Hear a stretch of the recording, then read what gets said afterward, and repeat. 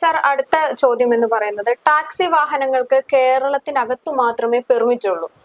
ഇത് കേരളത്തിന് വെളിയിലേക്ക് പോകുമ്പോൾ സ്പെഷ്യൽ പെർമിറ്റ് എടുക്കേണ്ടതായിട്ടുണ്ടോ?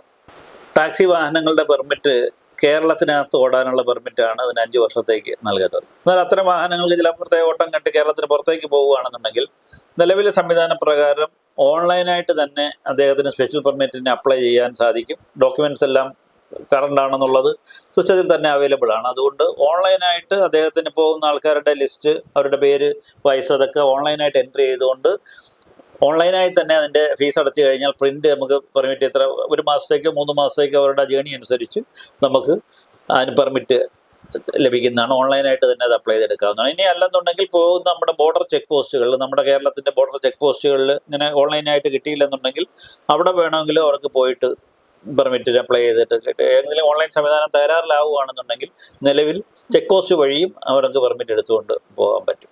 അടുത്ത ചോദ്യം എന്ന് പറയുന്നത് നമ്മുടെ പരിവാഹൻ സൈറ്റുകളിൽ കൃത്യമായിട്ട് ബുക്കിംഗ് നടക്കുന്നില്ല. അതുകൊണ്ട് തന്നെ ടെസ്റ്റിനുള്ള വിവരങ്ങൾ കൃത്യമായിട്ട് അറിയുവാൻ സാധിക്കുന്നില്ല. എന്താണ് അതിനുള്ള ഒരു പരിഹാരം? ഇത് ഒരു കേന്ദ്രീകൃതമായിട്ടുള്ള സംവിധാനമാണ് നിലവിൽ ഉള്ളത്.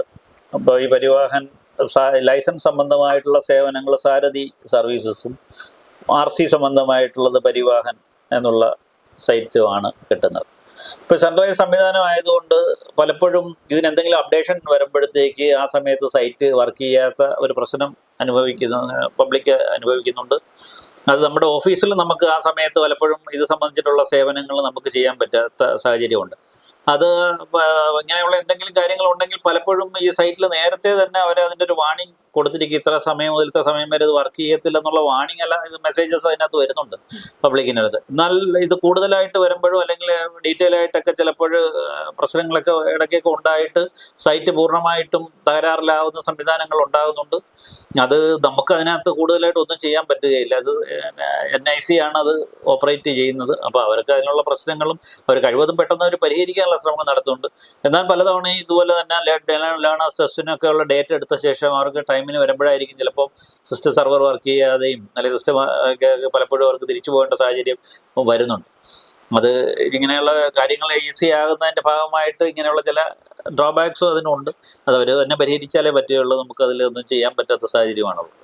അടുത്ത വരുന്ന ഒരു ചോദ്യം എന്ന് പറഞ്ഞാൽ നമ്മുടെ ടാക്സി വാഹനങ്ങൾ ഓടിക്കുമ്പോൾ വെള്ള വസ്ത്രമാണോ അതോ കാക്കി വസ്ത്രമാണോ ധരിക്കേണ്ടത്? നമ്മുടെ വാഹനങ്ങളുടെ ഡ്രൈവർമാർ, പ്രത്യേക ട്രാൻസ്പോർട്ട് വാഹനങ്ങളുടെ ഡ്രൈവർമാരുടെ യൂണിഫോം സംബന്ധിച്ചിട്ടുള്ള തീരുമാനങ്ങൾ എടുക്കാനുള്ള അധികാരം ട്രാൻസ്പോർട്ട് കമ്മീഷണർക്കാണ്. അപ്പോൾ അത് സംബന്ധിച്ച് അവർ നോട്ടിഫൈ ചെയ്ത് ട്രാൻസ്പോർട്ട് കമ്മീഷനുടെ റൂൾ പ്രകാരം അവർ നോട്ടിഫൈ ചെയ്ത് അത് തന്നെയാണ് കളറുകളൊക്കെ തീരുമാനിക്കപ്പെടുന്നത്.